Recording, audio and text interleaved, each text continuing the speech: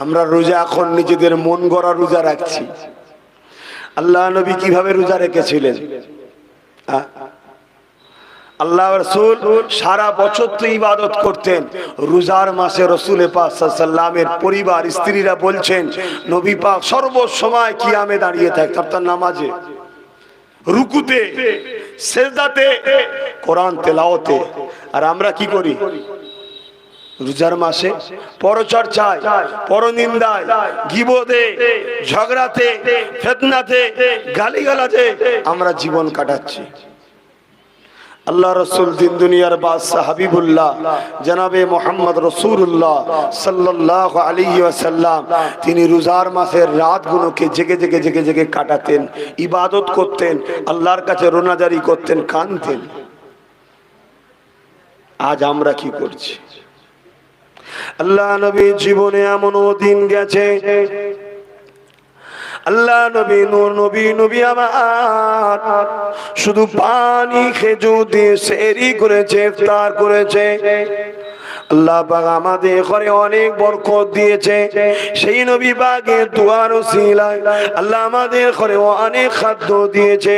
সারা বছর যদি কারো বাড়ি ঠিক মতো খাওয়া না হয়, এই রমজান মাসে বরকতে প্রতিটা বাড়িতে আল্লাহ পাক খাবারের ব্যবস্থা এত দেয় যে খেয়ে শেষ করা যায় না। ঠিক না বেটি? কিন্তু আজ আমরা অনেক অন্যায় করে ফেললাম। এ যুবকেরা, তরুণেরা, এই রোজা হলো একটা ইবাদত। এই রমজান মাসে আমরা যাকাত দিয়ে থাকি স্বাভাবিক, কিন্তু যাকাত সারা বছর দেয়া যায়, কিন্তু আমরা আজ বুঝলাম না যাকাতটা কাদেরকে দিতে হয়। নিজের খেয়াল খুশি মতো আমরা যাকাতটাকে নয়ছয় করে ফেললাম, নিজের সম্পদ মনে করে খরচ করতে লাগলাম। ভুলে যাবে না, মৃত্যু একদিন না একদিন হবে। যাকাত যদি ঠিকভাবে না দিতে পারে, ওই যাকাতের সম্পদ গুলোকে, আপনার মাল গুলোকে আল্লাহ পাক এমন করে কিয়ামতের দিন জাহান্নামেতে এমন করে লোহার শিকল বানিয়ে দেবে, যেটা আপনার গলায় বেড়ি দিয়ে টানা হবে। এ যুবকেরা, তরুণেরা, এই যাকাতটা প্রকৃত কার হক এটাই আমরা বুঝতে পারলাম না। অসুবিধা হচ্ছে? একটু যাকাত সম্বন্ধে একটু বুঝিয়ে দিই, কেন ভুল হয়তো অনেকে করে ফেলেছে, যাতে পরে পরে বেঁচে থাকলে যেন ভুল না করে। যাকাত এমন একটা জিনিস, যদি কেউ যাকাত দেয়, আল্লাহ রসুল বলছে তার মালের হিফাজতের দায়িত্ব খোদ আল্লাহ নেয়। জোরে বলুন সুবহানাল্লাহ। তাহলে আমি যদি ঠিকভাবে যাকাত দিই, তাহলে পরের বছরে আমার মাল বাড়বে না কমবে? যদি মাল বাড়ে তাহলে জানবেন যাকাত ঠিক দেওয়া হয়েছে, আর যদি কমে যায় জানবেন আপনার কোনো গন্ডগোল হয়েছে। শুনছেন না? শুনুন। এইবারে শুনুন, যাকাতটা কার? শতকরা 2.5 টাকা, শতকরা 2.5 টাকা, অর্থাৎ 100 টাকায় 2.5 টাকা। এই টাকার মালিক কি আপনি? না, আপনার ব্যবসা বা আপনার ইনকামে মধ্যে 2.5 টাকা গরিবের পক্ষ থেকে আল্লাহ ব্যবসায়ী লাগিয়েছিল। বুঝাবার জন্য বলছি, ওই 2.5 টাকা যে লাভ, ওটা গরিবের সম্পদ, ওটা গরিবের মধ্যে থেকে কারা পাবে? ঈমান হলো শর্ত। শুনছেন? এবং আপনার আত্মীয়র মধ্যে কে গরিব আছে, প্রথম তার হক। দ্বিতীয় নম্বর, আত্মীয়র মধ্যে কেউ যদি গরিব না থাকে, পাড়া প্রতিবেশীর মধ্যে ঈমানদার কে গরিব মুসলমান আছে তার হক। 3 নম্বর, পাড়া প্রতিবেশীর মধ্যে কোনো ঈমানদার গরিব যদি না থাকে, তাহলে 3 নম্বর হলো বিশ্বের যে কোনো জায়গার মোমেন মুসলমান গরিবের হক। আর আজকে সেই যাকাত কে পাচ্ছে? ভেবে দেখেন, চিন্তা করে দেখেন।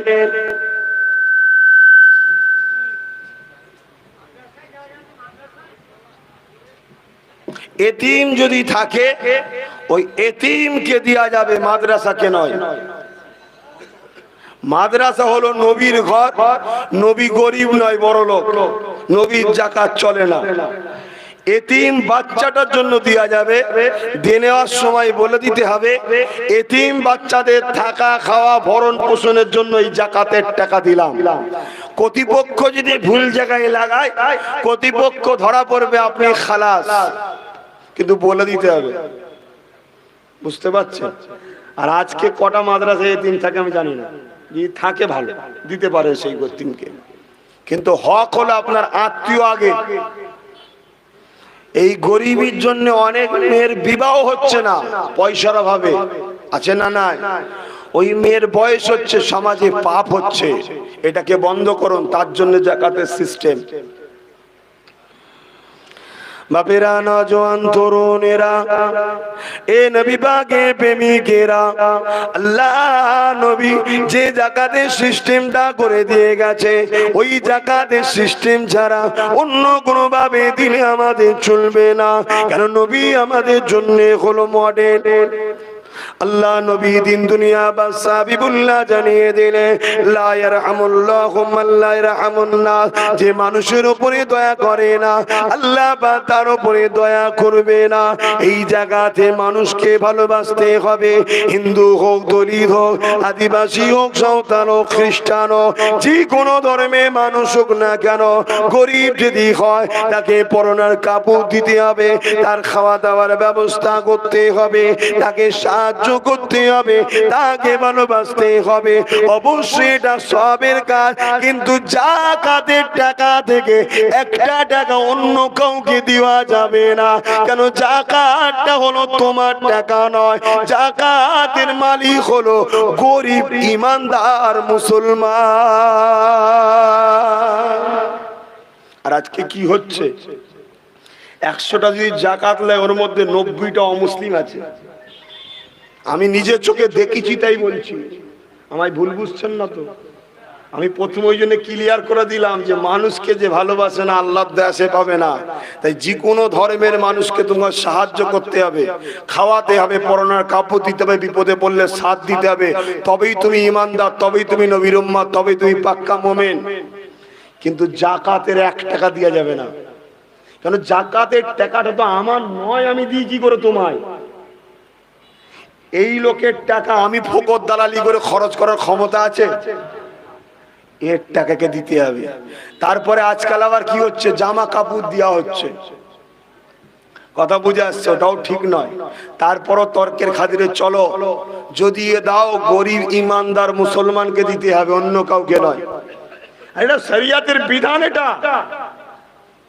এটা ইসলামের আইন।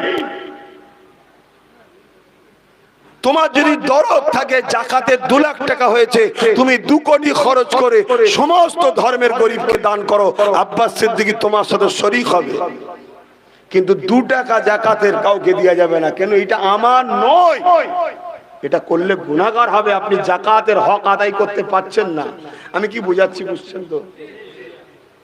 কেন এই অবস্থা খারাপ করে দিচ্ছে আমার? হ্যাঁ তো ভাইয়েরা আমার, এই যে সামান্য সামান্য বিষয়গুলো একটু বুঝিয়ে দিচ্ছি, ভুল করছি না তো? কেন অনেকে বলে সব কথা বলার কি দরকার, প্লেন চলে যাও। আরে ধর্ম যদি না বোঝো, ঠোকর খেতেই হবে। তুমি তোমার ধর্ম বোঝো। অ্যাকচুয়ালি যাকাত দিবা সব থেকে উত্তম হলো অর্থ। তার টাকা তাকে দিয়ে দাও, সে মুগি কিনবে কি, শাড়ি কিনবে কি, চাল কিনবে কি কিনবে, তার ব্যাপার, তার টাকাতে দাও। বাপেরা, নওজোয়ানেরা, এটা গেল। এর থেকেও মারাত্মক ব্যাধি আমাদের মধ্যে ঢুকে গেছে। আজ ইফতার মাহফিল তো দূরের কথা, নতুন করে একটা জিনিস বেরিয়েছে, ইফতার পার্টি চলতে লেগেছে। বলবো না থাকবে? আপনারা বললে বলবো না, না বললে বলবো না। আপনারা যদি বলেন বলবেন না, আমি এক্ষুনি নেমে চলে যাব। আর আপনারা বলতে না বললেও আমি বলবো। কেন? আমি এসেছি আল্লাহর দ্বীনের খেদমত করতে, অন্য কারো দলের দালালি করতেছি না, আল্লাহর দ্বীনের খেদমত করতে এসেছি। রোজা হলো একটা ইবাদত, এত বড় ইবাদত আল্লাহ পাক নিজে বলেছে রোজা হলো আমার খাস ইবাদত। লিসাইমি ফারহাতানি, ফারহাতুন ইনদাল ইফতারি ওয়া ফারহাতুন লিকা রাব্বিহি। রোজাদারদের জন্য দুটো খুশি, একটা হলো ইফতার নিয়ে যখন বসে থাকে, আর একটা হলো লিকা রাব্বিহি, রোজাদার দিগকে আল্লাহ পাক দিদার দেবেন বলেছে। এ নওজওয়ান তরুণেরা, বাপেরা, রোজাদারদের জন্য দুটো খুশি, একটা ইফতার নিয়ে বসা, আর একটা হলো আল্লাহ পাকের দিদার। আর রোজাদারটার সম্বন্ধে আল্লাহ পাক নিজে বলেছে আমি নিজে হাতে রোজাদার দিগকে পুরস্কার দেব। রোজা হলো আমার খাস ইবাদত। অবশ্যই নামাজও আল্লাহর জন্য, হজও আল্লাহর জন্য, যাকাতও আল্লাহর জন্য, ইবাদত তো সবই আল্লাহর জন্য। কেন আল্লাহ ছাড়া অন্য কারো ইবাদত হয় না, কিন্তু রোজা আল্লাহ পাক খাস ইবাদত কেন বললেন? অন্য ইবাদতের মধ্যে লোক দেখানো থাকতে পারে, নামাজ লোক দেখানো থাকে, দান খায়রাতের মধ্যে লোক দেখানো থাকতে পারে, কিন্তু কেউ কাউকে দেখে শুকিয়ে তো থাকবে না, যদিও থাকে গোপনে গোপনে খেয়ে নেবে। এই জন্য আল্লাহ পাক বললেন রোজা আমার খাস ইবাদত, এদেরকে আমি নিজে হাতে কুদরতি হাতে পুরস্কার দেব। কিয়ামতের দিনে সবাই যেখানে নফসি নফসি করতে লাগবে, ওই কঠিন দিনেতে আল্লাহ পাকের আরশে আজিমের উপরে একদল লোক বসে বসে এমন করে দেখা যাবে জান্নাতি খানা খেতে লেগেছে। ফেরেশতারা জানতে লাগবে ও রব্বি আল্লাহ পাকিরা কারা দুনিয়ার জমিনে আজকে ময়দানে মাশরে সবাই নফসি নফসি করে, আমার কি হবে, আমার কি হবে। এই কঠিন দিনে এরা বসে বসে জান্নাতি খানা খায়। আমার আল্লাহ পাক জানিয়ে দেবে এরা হলো তারা যারা দুনিয়ার জমিনে অর্থ থাকার পরও আমার ভালোবাসায় খাই না, টাকা পয়সা থাকার পরও বাজারে গেছে সবাই খেয়েছে, এরা দিনের বেলা খাইনে। খাবার থাকার পরও এরা দিনের বেলা খাইনে, ইফতার নিয়ে বসেছে তথাপিও খাইনে। কখন মুয়াজ্জিন আযান দেবে এই আযানের অপেক্ষায় ছিল। এরা হলো আমার রোজাদার বান্দা বান্দি। আমি আল্লাহ কঠিন দিনে এদেরকে জান্নাতি খানা খাওয়াতেছি।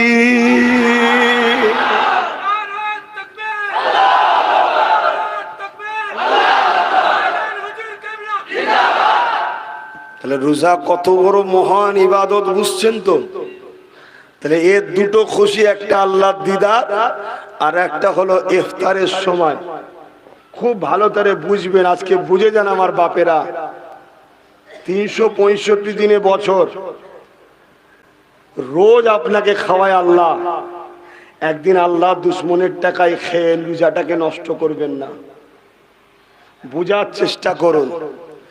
আপনি এমনি দিনে বেশি নয় 5 ঘন্টা 6 ঘন্টা শুকিয়ে থাকেন, থাকার পরে আপনি খালি পেটে ফল টল কোনো খান, আঙ্গুর, মুসাম্মি, আনারস, বেদানা সব তো একসাথেই খান নাকি রোজার মাসে? সব একসাথেই যাই তো। এমনি দিনে একবার ট্রাই করে দেখুন, 5-6 ঘন্টা শুকিয়ে থেকে আর এই ফলগুলোকে খালি পেটে খাবেন। আপনার গ্যাসে মাথা যন্ত্রণা করবে, পেট খারাপ হয়ে যাবে, সেলাইন পর্যন্ত দিতে হবে, কেউ মারাও যেতে পারে। ভুল বললাম?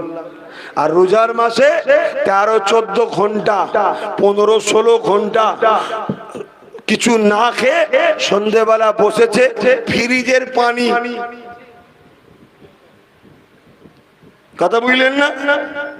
তারপরে আবার এক থাল ফল, ছাড়াছাড়ি নেই, একদম এই পর্যন্ত সেটেছে, দিয়ে ওপর হচ্ছে মনে হচ্ছে এই বেরিয়ে যাবে, মুখ টিপে রেখে দিয়ে বেরিয়ে না যায়।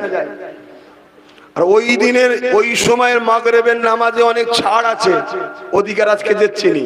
অন্য সময় ভাবে নামাজ পড়লে পিটবে, ওই সময় যদি গালের লেগেও থাকে তাও ছাড় আছে। অন্য সময়ে একটা ছুলা পরিমাণ দানা থাকলেই তোমার নামাজ কমজোর হয়ে যাবে, ওই দিনের জন্য ছাড়। কেন? ওই দিনের ইফতারে আল্লাহর পক্ষ থেকে স্পেশাল বরকত রহমত থাকে, জোরে বলুন সুবহানাল্লাহ। আর এই ইফতারটা শুধুমাত্র ইমানদার রোজাদারের জন্য, মুসলমানের জন্য নয়। খুব ভালো করে শরিয়াতটাকে বোঝেন। বাচ্চাদের জন্য রোজা ফরজ না, এরা খেতে পারে, কিন্তু যার জন্য রোজা ফরজ হয়ে গেছে, রোজা রাখে না, তার জন্য ইফতার নয়। তাহলে সেই ইফতার তুমি কাকে খাওয়াচ্ছ? কাকে নিয়ে এসছো ইফতার মাহফিলে? সামান্য 50,000 1 লাখ টাকা পাওয়ার জন্য তোমার ধর্মকে বিক্রি করছো। তোমার বিবেক সারা দিল না। আবার আজকাল তো ইফতার পার্টির নামে এমনও মাহফিল দেখা যায় যেখানে একবার নরের তাকবীর আল্লাহ আকবারও নেই, রমজান শরীফ মুবারকও নেই। কেন নেই বন্ধু? না, এই স্লোগান দেওয়া যাবে না। আমাদের পাশে যিনি এসে উপস্থিত হয়েছে, উনি তো 1 লাখ টাকা শরীক হয়েছেন, উনি এই তাকবীর পছন্দ করে না। তাই 1 লাখ টাকার জন্য যারা আল্লাহর নামে তাকবীর দিতে পারে না, তারা কেমন মুসলমান আমাদেরকে ভাবা দরকার আছে, ঠিক না বেটি? আজ যা ধ্বংস হচ্ছে কেন? এই সকল মুনাফিকরাই আমাদের সমাজের লিডার হয়ে বসে আছে। আমাদের সমাজের পীর সাহেব, পীরজাদা, মৌলানা সাহেবের মধ্যে এরকম মুনাফিক 90% আছে। তাই আমাদের দুর্দশা। যদি আমাদের ইমানদার নেতা হতো, ইমানদার আলেম হতো, ইমানদার পীর সাহেব হতো, তাহলে তাদের বরকতে আমরা আল্লাহর কামিয়াবি দিত। আমার আজ খারাপ লাগছে বাপ, না বললে আল্লাহ মারবে, না বললে আল্লাহ মারবে। তা যদি একদম পছন্দ না হয়, একটু আস্তে আস্তে চলে যাবেন, মিটে যাবে। আমি তো আপনাকে জোর করে মানাচ্ছি না যে গলা টিপে মানতেই হবে, নাই মেরে ফেলবো বলছি কি, কিন্তু আপনি একটু আমাকে কম্প্রোমাইজ করেন, আমাকে একটু বলতে দেন। আপনার ভালো না লাগে মানবেন না, আপনি জবাব দেবেন, কিন্তু আমি বলে আমি আল্লাহর কাছে ধরা পড়া থেকে বেঁচে যাব। কেন? আল্লাহ আমায় দায়িত্ব দিয়েছে, বলতে হবে, না বললে ছাড়বে না। বাপেরা বড় দুঃখ লাগে, মদিনার জমিনে আজও যে নবী আমার তোমার জন্য কাঁদে, সেই নবী পাককে তো ভালোবাসতে পারলাম না, উপরন্তু আজকে সেই নবীর দিনকে মিটিয়ে দিতে লাগলাম। এ নওজওয়ানেরা, আল্লাহ নবী তোমাকে আমাকে কতটা ভালোবাসে। নবী আমার সারা জীবনটা কেঁদেছে, আল্লাহ নবী আজও কাঁদতে লেগেছে। নবী আমার মরা নয় গো, নবী আমার রওজা মুবারকে সশরীরে আজও জিন্দা তোমার আমার জন্য কাঁদে। এটা মানেন তো নাকি? এটা অনেকে অস্বীকার করে। আল্লাহ তাদের হাত থেকে আমাদের ঈমান বাঁচান। আমাদের দুই ধরনের দুশমন, একটা হলো বন্ধু সুলভ দুশমন, আর একটা হলো প্রকাশ্য দুশমন। প্রকাশ্য দুশমনের থেকে বন্ধু সুলভ দুশমনটা বেশি ক্ষতি করছে। ও আমাদের ঈমান চুরি করছে, আর প্রকাশ্য দুশমন এসে আমাদেরকে মেরে দিয়েছে। কারণ ঈমান না থাকলে জিতা যায় না। বদরে 313 জন জিতেছিল গায়ের জোরে না, ঈমানের জোরে। আর আজকে আমরা 3 কোটি থাকার পরও জিততে পারছি না কেন? ঈমান টল বলো। আল্লাহ বা যখন আমার নবী পাকের রূহ মুবারককে নিয়ে গেলেন, ওই সময় আমার নবী পাকের রূহ মুবারককে কোথায় রাখা হবে? মোমেনদের রূহ যেখানে থাকে ওখানে যদি রাখা হয়, তাহলে তো সমান সমান হয়ে গেল। স্পেশাল একটা জায়গা তো দরকার। ওই সময় আমার আল্লাহ পাক ফেরেশতাদেরকে বলল, এ আমার ফেরেশতারা, আমার হাবিবের রূহকে নিয়ে এসে আমার আরশে আজিমের উপরে রেখে দাও। আল্লাহ নবী রূহ বলতে লাগলেন, ও রব্বি আল্লাহ, আপনি তো বলেছেন এক মাকাম থেকে আর এক মাকাম বড়। হাবিবের মাকাম ছিল, ওই মাকাম থেকে আমাকে বার করেছে, ওই জিসম থেকে আমাকে বার করেছে। আমাকে যদি রাখতেই হয় এমন জায়গায় রাখতে হবে যে জায়গাটা আমার নবীর জিসমের থেকে উঁচু মাকাম, ওই জায়গাতে রাখতে হবে। আল্লাহ, আপনার আরশ তো আপনার নবীর শরীরের থেকে দামি নয়, তাহলে আপনি আমাকে কোথায় রাখবেন? ওই সময় আমার আল্লাহ বলেছিলেন, সাদ্দাকতা, তুমি সত্য বলছো, আমার হাবিবের শরীরের থেকে আমার সৃষ্টির মধ্যে অন্য কোনো দামি জিনিস নাই। তাই আমি আল্লাহ তোমাকে আবার পুনরায় আমার হাবিবের জিসম মুবারকে ফিরিয়ে দিলাম। নবীর রূহ আবার রাসূলের শরীরে ফিরে এসেছে। সেই নবী আমার আজও মদিনার জমিনে জিন্দা সশরীরে আছে। এই বিষয়ে আলোচনা করতে গেলে অনেক সময় লাগবে। মনে রাখবেন, নবীর স্ত্রীদের বিবাহ করা উম্মতদের জন্য কেন, পৃথিবীর মানুষের জন্য হারাম কেন? কেন হারাম? দেওবন্দ মাদ্রাসার নাম শুনেছেন? দেওবন্দিদের নাম শুনেছেন? দেওবন্দিদের আকীদা শুনেন? অনেক ভাই দেওবন্দি দাবি করে কিন্তু ভুল আকীদা প্রচার করে। জানি না এরা কারা। দেওবন্দ মাদ্রাসার যিনি প্রতিষ্ঠাতা কাসেম নানতুবি সাহেব, তিনার আকীদা হলো নবীর স্ত্রীদের বিবাহ করা এই জন্যই হারাম, যিনি মারা যায় না তো তিনার স্ত্রী তালাকও পড়েনি, ছাড় হয়নি, তো বিবাহটা হয় কি করে? কি বুঝাচ্ছে বুঝতে পারছেন? ধরুন আমার সাথে আমার স্ত্রীর নেকা হয়ে আছে, আমার স্ত্রীর সঙ্গে যদি আমার ছাড়টা না হয়, মৃত্যু হয়ে যাওয়ার পরে ছাড় হয়ে যায়, যদি ছাড়ই না হলো, মৃত্যুই না হলো, তাহলে আমার স্ত্রীর সঙ্গে অন্যজনের বিবাহ কি জায়েজ হবে? তো রসুলের পাক সাল্লাল্লাহু আলাইহি ওয়াসাল্লামের মৃত্যুই তো হয়নি, ছাড়ই হয়নি, নেকা অর্থাৎ কলবে আথার থেকে রসুলের রূহ মুবারকটা জিসমের জায়গায় ছুপে ছিল, লুকিয়ে ছিল, এটাই ছিল রসুলের পাক সাল্লাল্লাহু আলাইহি ওয়াসাল্লামের মৃত্যু। তাদের আকীদা আবার দেখছেন? তাহলে রসুলকে তারাও হায়াতুন নবী বলে মানে, জোরে বলুন সুবহানাল্লাহ। এখন কিছু মানুষ ইহুদিদের পাল্লাই পড়ে বা তাদের ষড়যন্ত্রের শিকার হয়ে আমার রসুলের বিরোধী করে। আল্লাহ হিদায়াত করুক এদেরকে, বলুন আল্লাহুম্মা আমিন। আল্লাহ নবী মদিনা জমিনে আজও আমার আপনার জন্য কাঁদে। যেদিন আল্লাহ বা দুনিয়াকে ফানা করে দেবে, আল্লাহ বা কতদিন দুনিয়াকে ফানা রাখবে কেউ জানে না।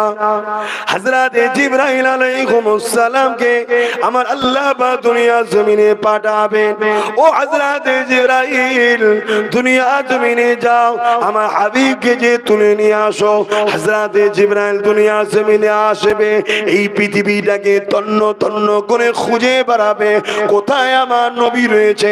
হযরত জিবরাইল খুঁজে পাবে না, এই জন্য দুনিয়া জমিনে কান লাগিয়ে লাগিয়ে শুনতে আল্লাহ বলবেন। হযরত জিবরাইল শুনতে লাগবে, যে জায়গাতে কান্নার আওয়াজ আসবে ওই জায়গাতে জমিনে দুটো ডানা মারবে, জমিনটা ফাট হয়ে যাবে। হযরত জিবরাইল সাল্লাল্লাহু আলাইহি সেদিন বলবে, আমি ওই দিন দেখতে পাবো আল্লাহ নবী সিজদায় পড়ে গিয়ে তিনার গুনাহগার উম্মতিদের জন্য কাঁদবে। এ যুবকেরা, যে নবী আমার সারা জীবন তোমার আমার জন্য কেঁদেছে, আজও কাঁদছে, দুনিয়া সব কিছু হারিয়ে দাও, জান যাই জানও দিয়ে দাও, কিন্তু সেই নবীর সুন্নতকে নিয়ে খেলা করো না গো, সেই নবীর সুন্নতকে নিয়ে বেউসুতি করো না গো। কেন ফুরফুরা শরীফে মুজাদ্দিদুল জামান দাদা হুজুর পীর কেবলা ওসিয়তনামায় লিখে দিয়েছে, দাড়ি টুপি জুব্বা নিয়ে কেউ যদি ইনকার তুচ্ছ তাচ্ছিল্য করে অবশ্যই সে কাফের হয়ে যাবে, কারণ এটা আমার নবীর সুন্নত।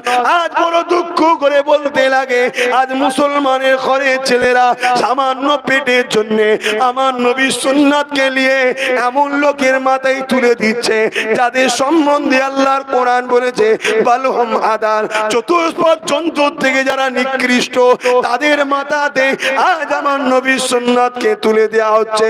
আজ এই কওমকে জানতে চায়, এ আমার কওম, নিজের পেটের জন্য তোমার নবীর সুন্নাত টুপিটা, এই টুপিটা কি কোন কুকুরের মাথায় তোমরা পরাতে পারবে?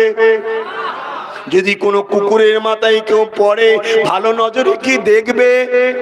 কিন্তু তোমরা তো আজকে কুকুরের থেকেও যারা নিকৃষ্ট তাদের মাথাতে টুপি তোমরা তো পড়াচ্ছ, তোমরাই তো তাদের মাথায় নবীর সুন্নাত তুলে দিলে। পুরুষের মাথায় দিতে দিতে আজ মহিলার মাথা তো টুপি তোমরাই তুলে দিয়েছ। মুসলমান তুমি করুনি আমি করুনি, কিন্তু তোমার আমার জাত করছে, যে জাত তার নেতা সুন্নতকে নিয়ে খেলা করে সেই জাতের উপরে আল্লাহ পাকের গজব আসা দরকার আছে না নাই? তাহলে আল্লাহ বেশি করে দিক, অসুবিধা কি আছে? কি গো বাবা, অসুবিধা হচ্ছে না? এটা কি কার সুন্নাত? তো এই সুন্নতি টুপিটা কুকুরের মাথায় দেখলে তোমার ভালো লাগে? কিন্তু আল্লাহ বলেছে মানুষের মধ্যে কিছু মানুষ আছে যারা চতুষ্পদ জন্তুর থেকেও নিকৃষ্ট। কোরআনে আছে না? না, আমার কথা এটা, আমার কথা। তারা কারা? তাদের মাথায় কিন্তু আজ টুপি দেখা যাচ্ছে, তুমি আমি পড়াচ্ছি সামান্য 50,000 1 লাখ টাকা পাওয়ার জন্য। কথা বুঝে আসছে? সেটা হতে হতে আজকে দেখা যাচ্ছে কি মহিলার মাথায় টুপি। কোথায় যাচ্ছে তোমার ধর্ম? তোমার হুঁশ আছে? তুমি আমি তো বাপ পেটের জ্বালায় মরছি, এ জ্বালা কোনোদিন মিটবে না, লাস্টে আল্লাহ মিটাবে জাহান্নামের আগুন ভরে। দাঁড়াও দাঁড়াও, সময় বেশি দিন নয়, দুনিয়াতে এমনি শেষের দিকে। আর তোমার আমার দুনিয়া কতদিন? 60, 70, 80, দেখতে দেখতে চলে যাবে, দেখতে দেখতে। আর বেশি যারা মনে করছো তোমার আজ চলবে না, এসব আজ করছো কেন? যদি কারো দিলে লাগে, ওই যুবকগুলোকে বলবে একবার কবরস্থান ঘুরে আয়, দেখে আয়, তোর মতো কত ষাঁড় ওখানে পড়ে আছে, যে দেখে যায়। তারা দুনিয়ায় অনেক দাদাগিরি দিয়েছিল, সব চলে গেছে, ঢুকিয়ে দিয়েছে আল্লাহ। আল্লাহ রসুল বলছে যারা আমার বিরোধী করবে তাদের কবরে আল্লাহ 99টা করে সাপ দেবে, এক একটা সাপের 2টো করে মুখ থাকবে। একবার যদি দুনিয়ায় নিঃশ্বাস ফেলে, দুনিয়ার এই গাছপালা তরুলতা সব পুড়ে ছারকার হয়ে যাবে। সেই রকম 99টা সাপ নিয়ে থাকতে পারবে তো? যদি না পারো, তাহলে দুনিয়ায় যারা আমার নবীর সুন্নাতকে মিটাচ্ছে তাদের বিরুদ্ধে গর্জে ওঠো, তাদের বিরুদ্ধে সংগ্রাম করো, তাদের বিরুদ্ধে লড়াই করো। ওই লড়াই যদি তুমি জান চলে যায়, বেহিসাব জান্নাত পাবে। জোরে বলুন সুবহানাল্লাহ।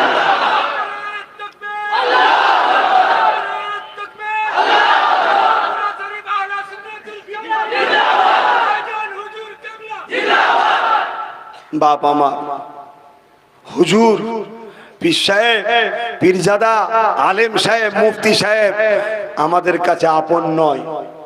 আমাদের কাছে আপন হলো যে মুফতি রসুলের গোলামি করে সে। আমাদের কাছে ওই পীর সাহেব আপন যে রসুলের গোলামি করে সে। আমাদের কাছে ওই পীরজাদা দামি যে রসুলের গোলামি করে সে। আমি কোলে তোমায় তুলবো, কাঁধে তোমায় তুলবো, তোমাকে নিয়ে ভালোবেসে ঘুরে বেড়াবো তখন যখন দেখবো তুমি নবীর গোলামি করছো। আজকে তুমি তোমার পেটের জন্য, তোমার সাম্রাজ্য টিকাবার জন্য, তোমার নিজের অর্থের জন্য তুমি আমার নবী সুন্নাতকে বিক্রি করে দেবে, এটা কখনো মেনে নেওয়া যেতে পারে না। দোষ তো আম ছেলেদের নয়, দোষ তো আমাদের মতো কিছু পীর সাহেব, পীরজাদা, মলি সাহেবদের। আমরা যদি করা হতাম, আমরা যদি তোমাদেরকে বুঝিয়ে তৈরি করতাম, তাহলে আজ আমাদের ছেলেরা এইরকম খারাপ হতো না।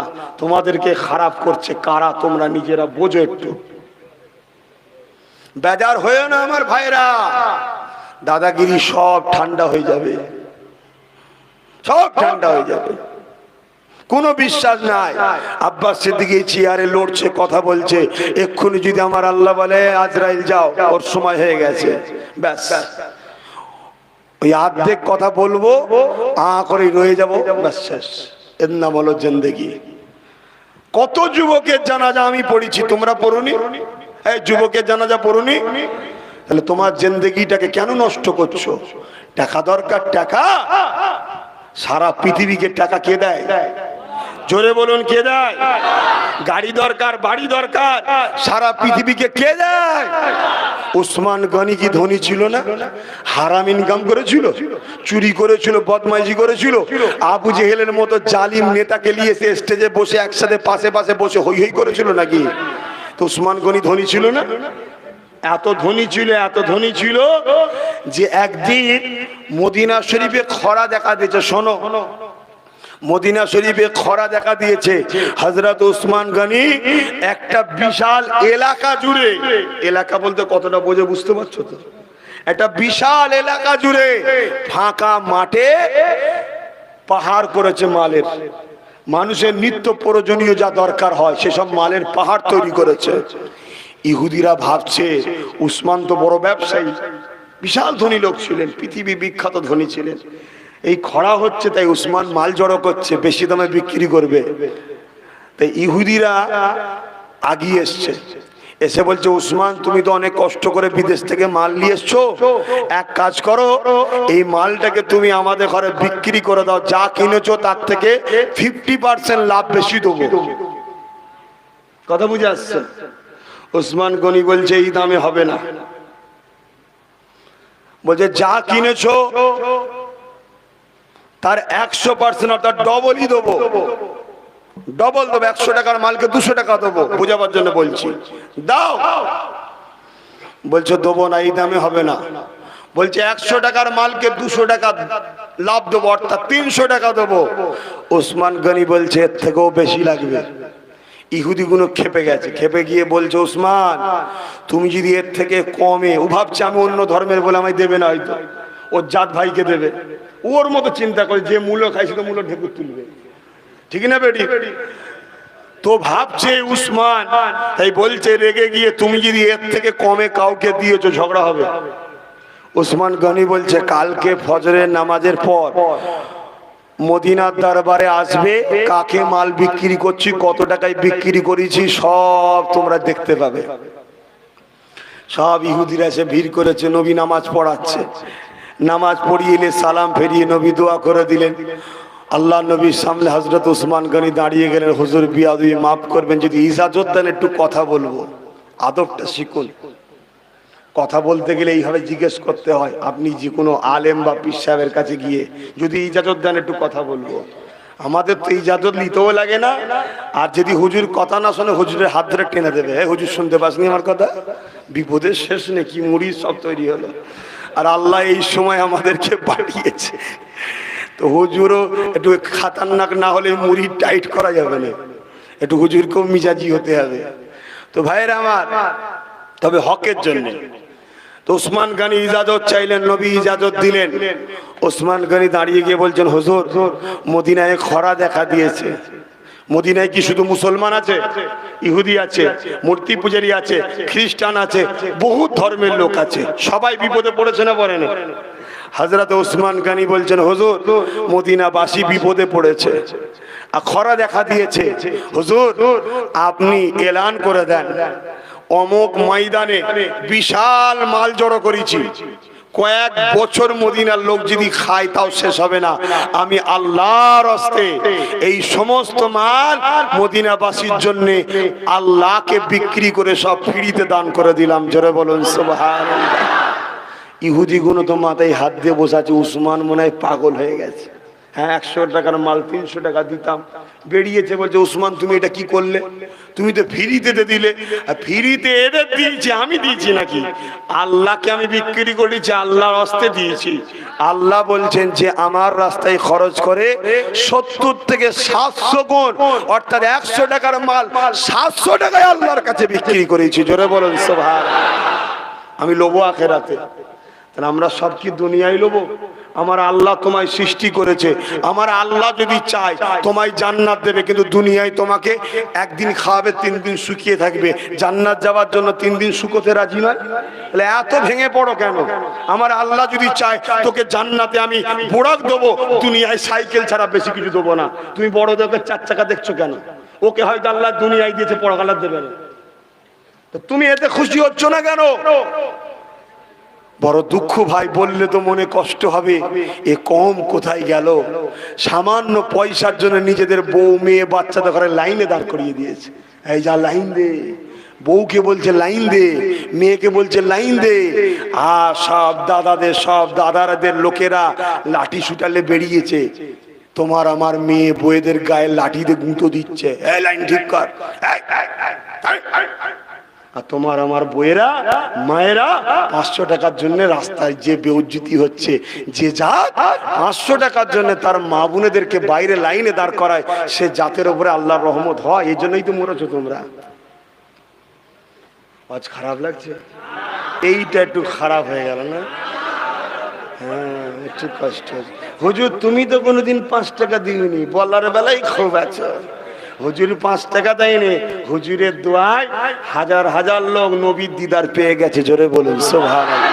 হুজুর 5 টাকা দেয়নি, হুজুরের চেষ্টায় হাজার হাজার যুবক নামাজি হয়ে আল্লাহর কুদরতি কদমে যে সেজদা দিয়েছে, আমার আল্লাহ তাকে যদিও কোনো বড় পাপে জাহান্নামে দেয়, কিন্তু তার চেহারাটাকে বিকৃত করবে না। জাহান্নাম দেখে বলবে এত সুন্দর চেহারাকে পুড়াই কি করে?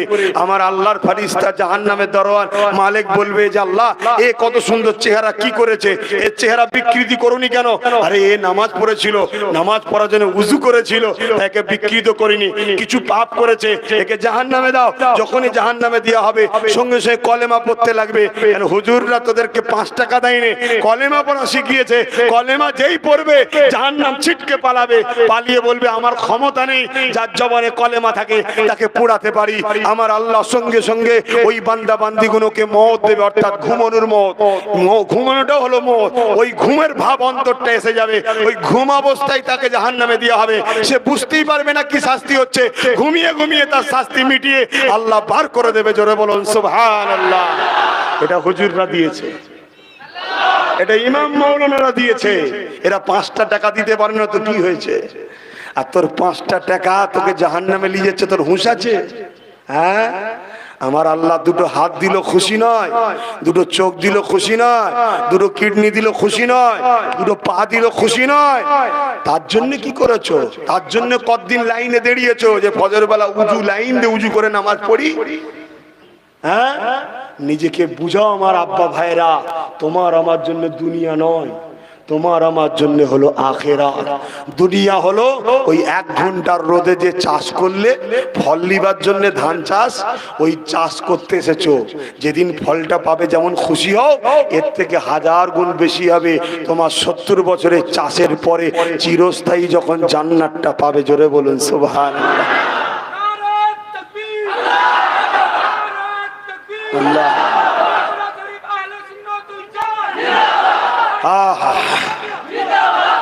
এক যুবক ছেলে, নবী পাক শোনো, তোমরা সব বেশিরভাগ যুবক তাই বলি, কি খেয়ালে তোমরা আছো? তোমাদেরকে এত খারাপ কে করলো? আমি মাঝে মাঝে ভাবি, তোমরা কাদের সঙ্গে উঠা বসা করো? এত খারাপ হয়ে গেলে কেন? তোমার আব্বা গুণ আল্লাহ করে অনেক ভালো ছিল, এতটা তোমাদের মতন খারাপ হয়ে যায়নি, তারা আল্লাহ করে ভালো ছিল। তোমার দাদুরা অনেক ভালো ছিল, তোমরা এত এরকম ইসলাম থেকে বেরিয়ে গেলে কেন? ফিরে আসো আমার ভাইরা, সব সময় উজু হালে থাকবে, এই কথাটুকু মাথায় রেখে দিও। সব সময় উজু হালে থাকলে কি লাভ? তুমি 1000 পাপ করতে, উজু যখন হালে থাকবে একদিন দেখবে 1000 পাপই ছেড়ে দিয়ে 1000 সওয়াবের কাজ করছো। জোরে বলুন সুবহানাল্লাহ। উজু তোমাকে পাহারা দেবে, উজু তোমাকে পাপ থেকে বাঁচাবে। কেন? উজু হালে যে থাকে তার সাথে রহমতের ফেরেশতা পাহারা দেয়। জোরে বলুন সুবহানাল্লাহ। আর রহমতের ফেরেশতা তোমাকে একবার নয় 1000 বার বুঝাবে, এই করিসনি করিসনি। একবার হয়তো করেও ফেললে, পরের বার আবার দেখবে না করবো না, অটোমেটিক তুমি পরিবর্তন হবে। তুমি বুঝতেই পারছো না এই পরিবর্তন হচ্ছে। ভাইরা আমার, কি কথা বলতে গিয়ে দিকে চলে গেল। হ্যাঁ, যুবকরা, সাহাবা হুজুররাও অনেক যুবক ছিলেন, তারা কি শখসাদ দুনিয়া ছিল না? হ্যাঁ, একদিন নবী আমার মদিনার নবাবিতে বসে সাহাবাদের ওয়াজ করছে, হঠাৎ করে নবী পাক কাঁদছেন, নূরের পানি নূরের চোখ দিয়ে পড়ছে, দাড়ি মুবারক দিয়ে বুক ভিজে যাচ্ছে। সাহাবারা সব হতভম্ব হয়ে গেল, কি এমন হলো? হুজুর বিয়াদবি নেবেন না, জানতে পারি কি হুজুর আপনি কেন কাঁদছেন? আল্লাহ নবী বলেন, ওই দেখো বাবা, একটা যুবক ছেলে এসে দেখো। সাহাবারা সব ঘুরে দেখছেন, একটা যুবক জোয়ান ছেলে আসছে, পায়ে জুতো নেই, খালি গায়ে, শুধু এজ্জতটা ঢেকে আছে, চুলগুলো উস্কো খুস্কো, মুখে ময়লা, মলিন চেহারায় একটা যুবক ছেলে এসছে। আল্লাহ নবী সাহাবারা বলেন, হুজুর ওকে তো দেখে মনে হচ্ছে একটা খ্যাপা মানুষ, খ্যাপা যুবক, পাগল যুবক, ওকে দেখে কাঁদার কারণটা কি? আল্লাহ নবী বলেন, খবরদার বাবা, ওকে খ্যাপা পাগল যুবক বলো না, ও মুহাম্মাদের প্রেমিক। জোরে বলুন সুবহানাল্লাহ। ও আল্লাহর প্রেমিক। জোরে বলুন সুবহানাল্লাহ। শোনো বাবা, আমি নবী ওকে দেখেছিলাম, ওর বাড়ি হলো আমার মক্কার বাড়ির পাশে। শুনছেন? আমার যে মক্কায় বাড়ি, নবীর বাড়িতে অ্যাকচুয়ালি মক্কা, ওই মক্কার পাশে আমার বাড়ির পাশে যুবকের বাড়ি। আমি ওকে ছোটবেলা থেকে দেখে আসছি, ও অনেক ধনী লোকের ঘরের, অনেক ধনী লোকের। কোনোদিন ওর বাপ মা ওকে জমিনে নামাতো না, সোনার চামচ দিয়ে খাওয়াতো, সোনার প্লেটে খাওয়াতো, আদর করে আদর করে মানুষ করে বড় করেছে। আজ ওই দুর্দশা দেখো। সাহাবারা জিজ্ঞেস করছেন, হুজুর এই দুর্দশা হওয়ার কারণ কি? বললো, এই কারণ হলো আল্লাহ আল্লাহ রসুলের প্রেম। জোরে বলুন সুবহানাল্লাহ। যেদিন থেকে ও মোহাম্মদ রসুলকে প্রেম করলো, যেদিন থেকে আল্লাহকে প্রেম করলো, দুনিয়ার আরামের হারামের কাপড় খুলে দিয়েছে, দুনিয়ার সোনার চামচের খাওয়া ছেড়ে দিয়েছে, দুনিয়ার আরাম আয়েশকে ছেড়ে দিয়েছে, দেও দিবানা হয়ে গেছে আল্লাহকে দেখার জন্য, নবী মোহাম্মদ রসুলকে পাওয়ার জন্য দিবানা হয়ে গেছে, দিবানা হয়ে গেছে। ওর বাপ মা বুঝতে পেরে গেছে, পেরে গিয়ে বলেছে মোহাম্মদ যদি চাও আমাদেরকে পাবে না, জমি জায়গা কিছু পাবে না, একটা পরনার ইজ্জত ঢাকা ছিঁড়া কাপড় ছাড়া সব খুলে দিয়ে আজকে ও আমার কাছে চলে এসেছে শুধু আল্লাহকে খুশি করার জন্য। জোরে বলুন সুবহানাল্লাহ। প্রেম তো করো, প্রেম তো করো, তবেই তো প্রেমের মজা পাবে। আব্বাস সিদ্দিকী যা কোটি টাকার অফার দিয়েছিল, যদি তোমার মেদিনীপুরের লোককে গুনতে দিই 1 বছর কেটে যাবে, পুরো মেদিনীপুরের লোক গুনে শেষ করতে পারবে না। তারপরও কেন ঠোকর মেরেছি? প্রেম করে ফেলেছি। প্রেমিক যে হয় মাসুককে কোনোদিন বিক্রি করতে পারবে না, মাসুকের কোনোদিন বলি লাগাতে পারবে না, মাসুককে ছেড়ে অন্য কোনো দিকে যেতে পারবে না। প্রেম তো করো আল্লাহকে, প্রেম তো করো রসুলকে, তবেই তো তুমি মজা পাবে। তখন তুমি শুকিয়ে থেকেও কষ্ট পাবে না, আর প্রেম না থাকলে হাজার খেয়েও অন্তরে শান্তি পাবে না। আর প্রেম করলে পেটে পাথর বাঁধাতেও আরাম পাবে, আর প্রেম না থাকলে রাজবক্ষেও শান্তি থাকবে না। আতে প্রেম করুন, আল্লাহকে ভালোবাসুন। গরমের মধ্যে এই যে বসে বসে ওয়াজ শুনছেন, এটাও কিন্তু প্রেমেরই একটা পাঠ। জোরে বলুন সুবহানাল্লাহ। কোন পাওয়ার আপনাদের ঘরে এই গরমে রেখেছে? আমি তো দেখেছি আপনারা পানিতে, গত পরশুদিন না তরশুদিন পানিতে ভিজেছিলাম, সেই থেকে আমার অবস্থাটা একটু খারাপ। আবার আজকে যদিও বা একটু বলতে পারতাম, আরো খারাপ করে দিয়েছি।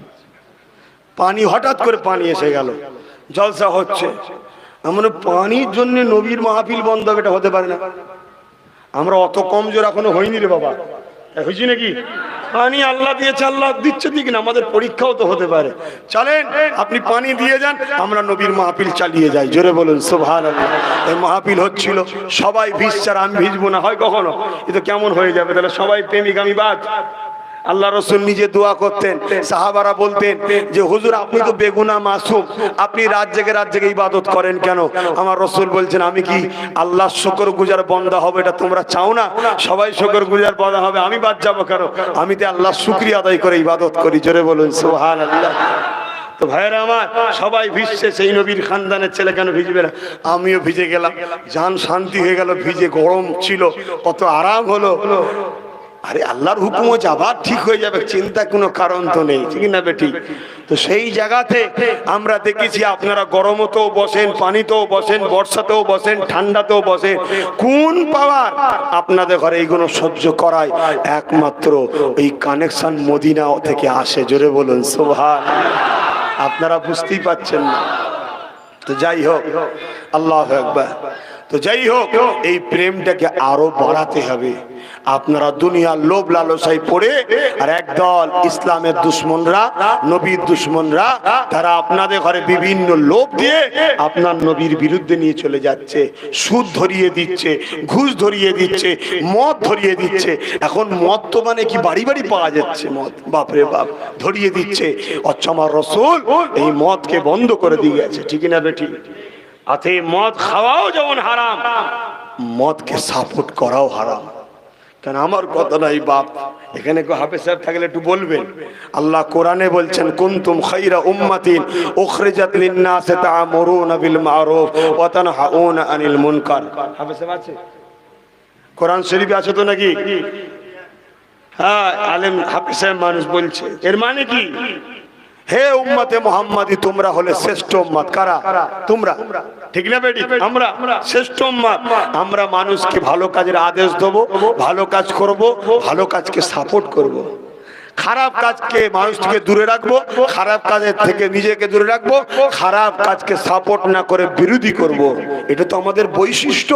আর আজকে সাপোর্ট তো দূরের কথা, যারা খারাপ কাজ করে, সুদের ব্যবসা চালাবে, মদের ব্যবসা চালাবে, তাদেরকে আমরা কাঁধে তুলে দিয়ে ওপরে বসে যাচ্ছি। বসো না গো, বসে মদ চালাও, মদ চালাও।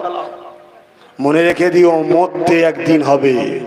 আমার নবীর এই আল্লাহর এই জমিন আসমানের সাম্রাজ্য স্রষ্টা আল্লাহ, আর শাহিনশাহ হলো মুহাম্মদ রাসূল। জোরে বলুন সুবহানাল্লাহ। তার কথা বাড়াচ্ছি না, সংক্ষেপ করব কেন গরম আরো বাড়ছে। হে নবী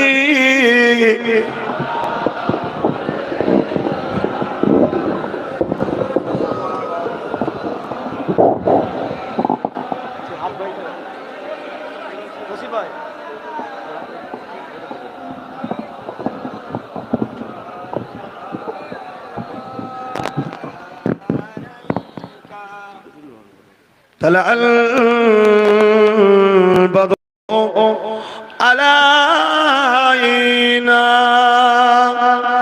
من شنيات الوداع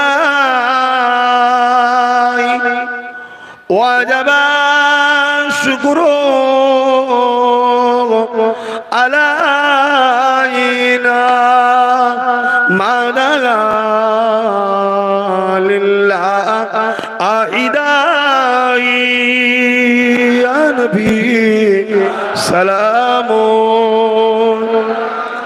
يا رسول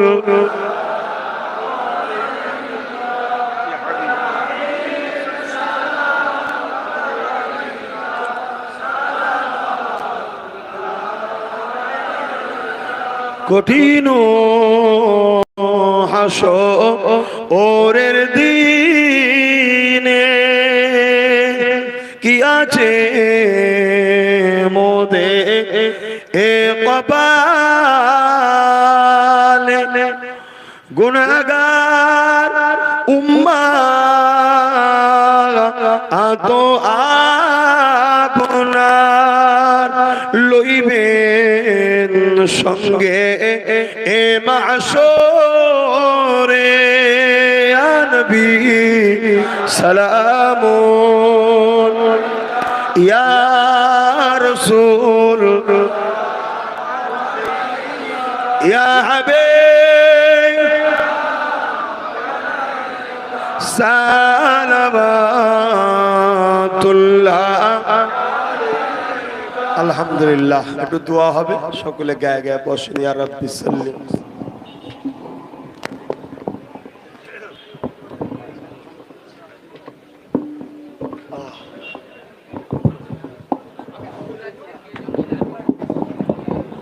আমার বাপ ভাইরা, খুব সংক্ষেপ একটা কথা শোনেন মন দিয়ে।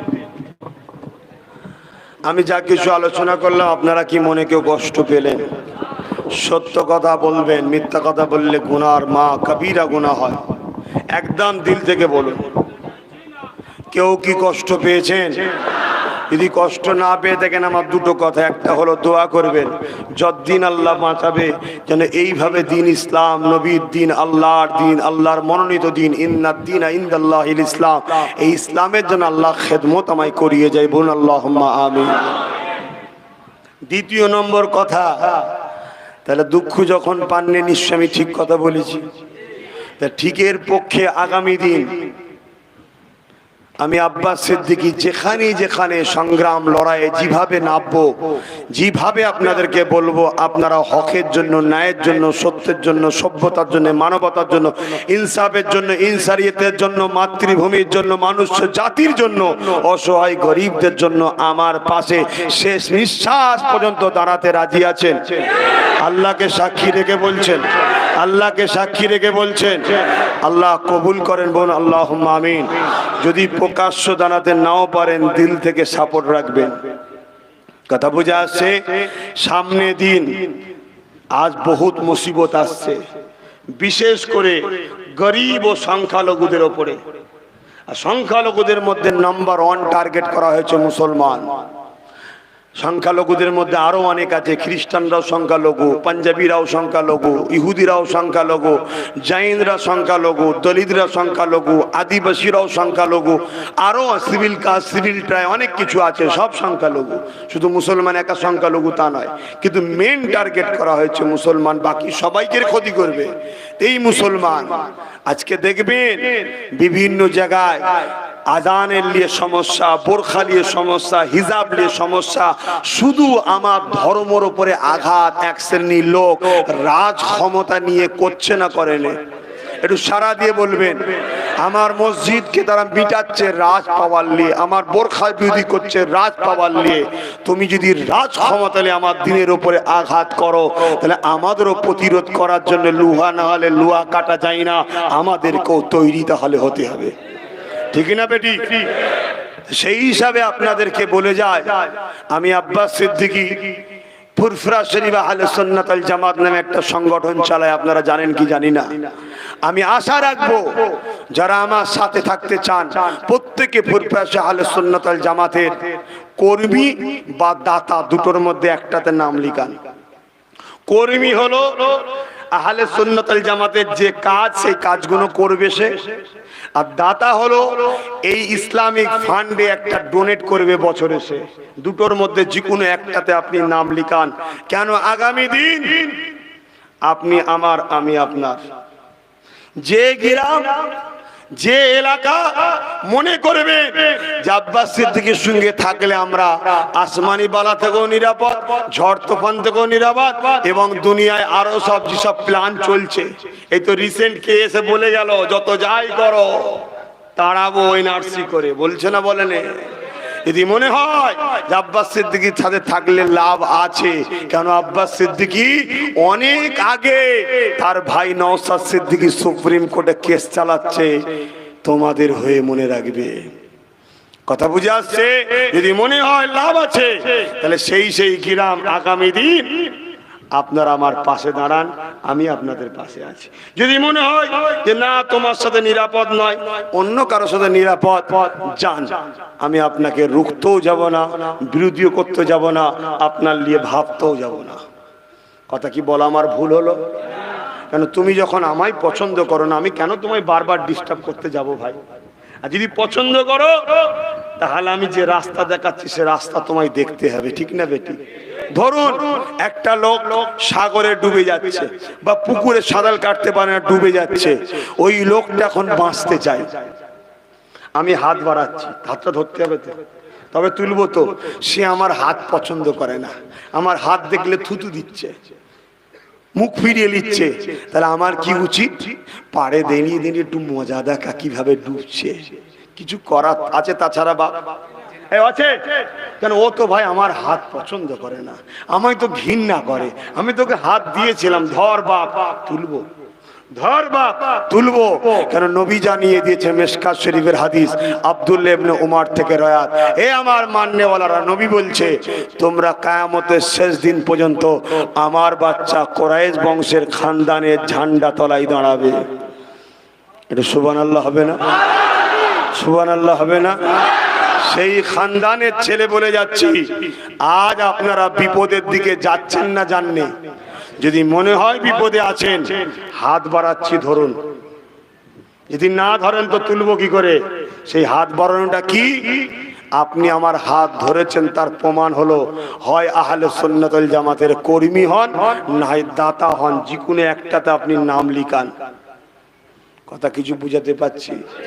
যদি আপনি কোনো একটাতে হন, তাহলে আপনার বিপদে আপনার সমস্যায় অবশ্যই আমার কাছে ফোন গেলে দোয়ার সাথে সাথে দাওয়াও পাবেন, দুটোই পাবেন।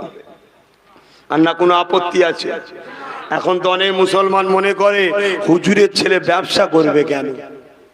অনেক মুসলমানের ছেলে মনে করে হুজুরের ছেলেরা উকিলই পড়বে কেন? অনেক মুসলমান করবে, ডাক্তারি হওয়া, উকিল হওয়া, ডিএম হওয়া, এসপি হওয়া, বার ইসলামে কি হারাম আছে? তাহলে কেন হতে পারবে না?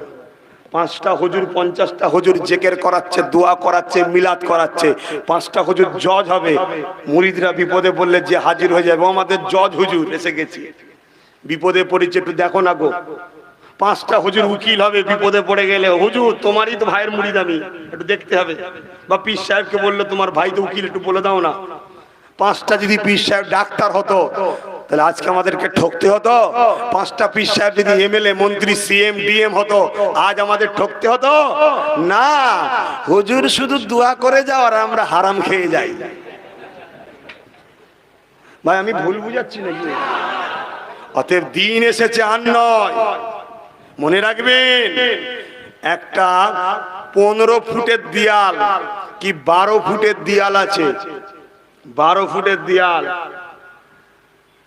পাঁচিরটা ডিঙিয়ে একটা চোর চুরি করতে চাইছে, ভাই পারবে তো? একটা লোক 12 ফুটের দেয়াল ধরতে পারবে না টপকাতে পারবে? পারবে। এখন আপনি পাশে বুকা ছিলেন, আপনার মাথায় হাত বুলিয়েছে, ভাই আমায় কাঁধে তোল না, ওই বাড়িতে যাই, আমারই আত্মীয়র বাড়ি, ওখানে অনেক কিছু আছে, এনে তোকে দেবো। আপনি কাঁধে করে তুললেন, ও ডিঙিয়ে পার হলো, চুরি করলো, গেট খুলে বেরিয়ে সব মাল নিয়ে পালিয়ে গেল। এখন সাজা ওর একা হবে না আপনারও হবে? একটু বলুন। হ্যাঁ, আপনি গরিবের মাল লোটেন নে, আপনি গরিব মুসলমানকে খুন করেন নে, আপনি মসজিদের বিরুদ্ধে বলেন নে, হিজাবের বিরুদ্ধে বলেন নে, কিন্তু যে চোরটা বলছে ওকে কাঁধে করে কিন্তু আপনিই তুলেছেন। আল্লাহ আপনাকেও ছাড়বে না। মনে রাখবেন, শেষ কথা শুনছেন তো সবাই? শেষ কথা, একজন পীর সাহেব হিসাবে, পীর জাদা হিসাবে, পীর সাহেব হিসাবে, আলেম হিসাবে, রসুলের ওয়ারিস হিসাবে, নবীর খানদান হিসাবে, দ্বীনের দায়ী হিসাবে কওমের মানুষকে বুঝাচ্ছি ধর্মীয় মাহফিলে বসে, শুনে রেখে দাও, আমার ইসলাম হলো কমপ্লিট ইসলাম। কেউ যদি বলে ভাই কই আমরা তো বলিনি, তোর তো নেই তো বলবি কি করে? ঠিক না বেটি?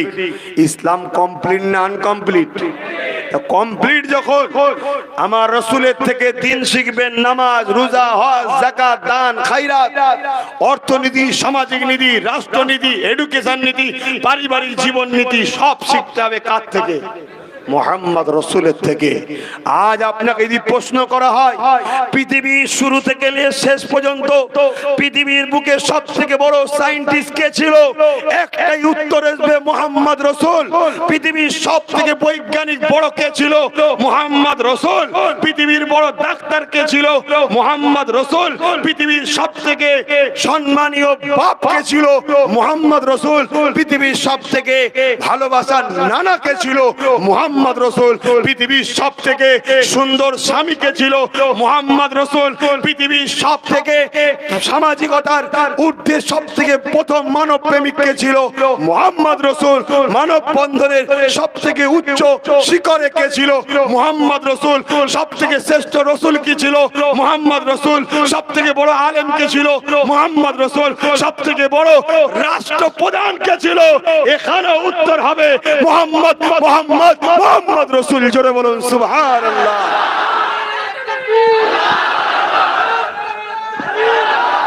তুমি কার কাছ থেকে শিখছো? মা মেয়েকে কিভাবে মানুষ করবে, বিয়ে দেবে, ছেলে পুলে দেখে মানুষ করবে, কার থেকে শিখেছো? শ্রেষ্ঠর থেকে শেখো। নাতি পোলাতে কিভাবে আদর করতে, কার থেকে শিখছো? শ্রেষ্ঠর থেকে শেখো। নামাজ পড়বে, কার থেকে শিখছো? শ্রেষ্ঠর থেকে শেখো। রোজা রাখবে, কার থেকে শিখছো? মোহাম্মদ রসুল থেকে শেখো। ঠিক তেমনি রাষ্ট্র পরিচালনা করার শখ গেছে, কোন চোরের থেকে তুমি শিখেছো?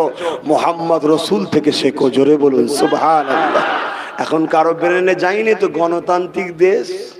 গণতান্ত্রিক দেশে যদি অন্যজন তার নেতাকে মানতে পারো, তো তুমি তোমার নেতা মানতে পারছো না কেন? তখন বলবে আব্বাস সিদ্দিকী দেখেছো ধর্ম সুশ্রীদের রাজনীতি করছে। না বন্ধু, ধর্মের সুশ্রীদের রাজনীতি আমরা করিনি। যারা হিজাবকে ব্যান করে, ইফতারে হিজাব দিয়েছে, ওই বিহাগুলো করে। শুনছেন? ধর্মের সুশ্রীদের রাজনীতি আব্বাস করছেন আর বলছে না। যারা টুপিকে ঘৃণা করে আর টুপি মাথায় দিয়ে ভোট লিবার জন্য আসে, ওই বিহাগুলো করে, আমি নয়। আমি ধর্মের মধ্যে একটা পাঠ হলো রাজনীতি, আমি সেটা বুঝাচ্ছি। ধর্মের মধ্যে একটা পাঠ হলো সংসার জীবন, সেটা বুঝাচ্ছি। ধর্মের মধ্যে একটা পাঠ হলো ব্যবসা, সেটা বুঝাচ্ছি।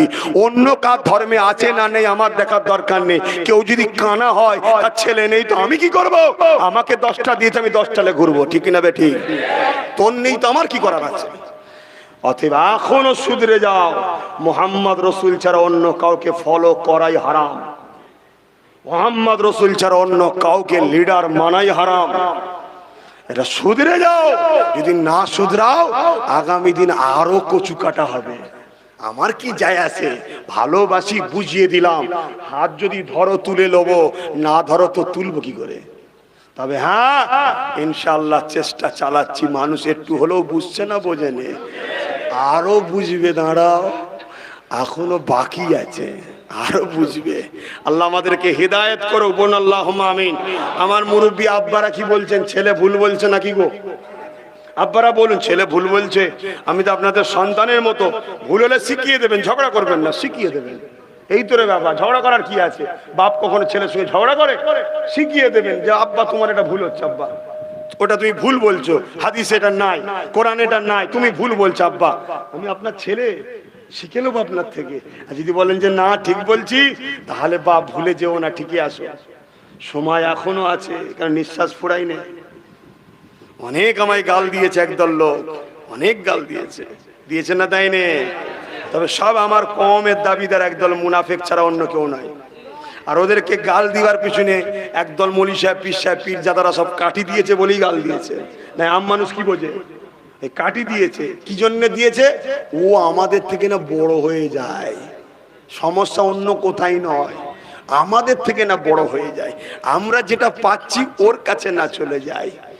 এতটুকু নিশ্চিন্তায় থাকতে পারো, হারামের চারানার দিকে আব্বাস সিদ্দিকী তাকিয়ে নাই, কিন্তু আমার অধিকারের 1,00,000 কোটি থাকলে ওইটাকে হাত দিয়ে ছিনিয়ে নিবার লক্ষ্যে আছে। কিছু বুঝাতে পারলাম? কেন হারামের চারানা আমাকে জাহান্নামে নিয়ে যাওয়ার জন্য যথেষ্ট, আর অধিকারের 1,00,000 কোটি আমার জন্য জান্নাত যাওয়ার যথেষ্ট। কেন? গরিবের কাজে লাগবে, ঠিক না বেটি? তো ভাইরা আমার, বিদায় নিচ্ছি, দোয়া চাইবো। আবার একবার জিজ্ঞেস করছি, আমার কথাতে, ভাষাতে, ব্যবহারে, এই লাস্টে এই কথাগুলো তো বললাম, আবার আগে বলিনি।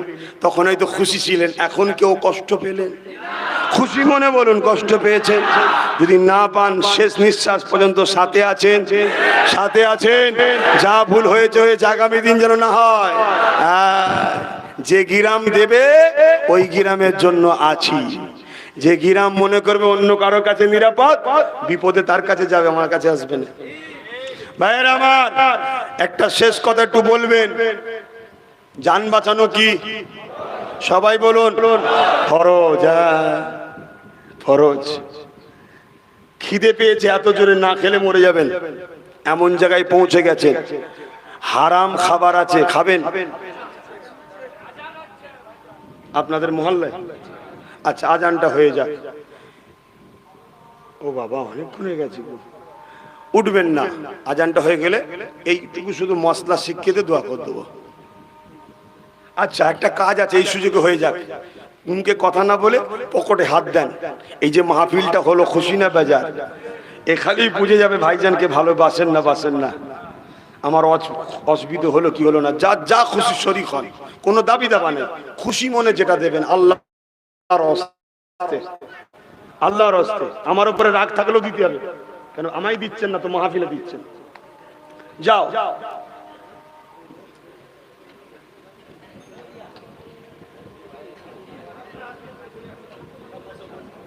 উঠবেন না, উঠবেন না, আজান দিচ্ছে, কথা বলতে হচ্ছে, উঠবেন না। ওখানে বসেন, লোক যাবে।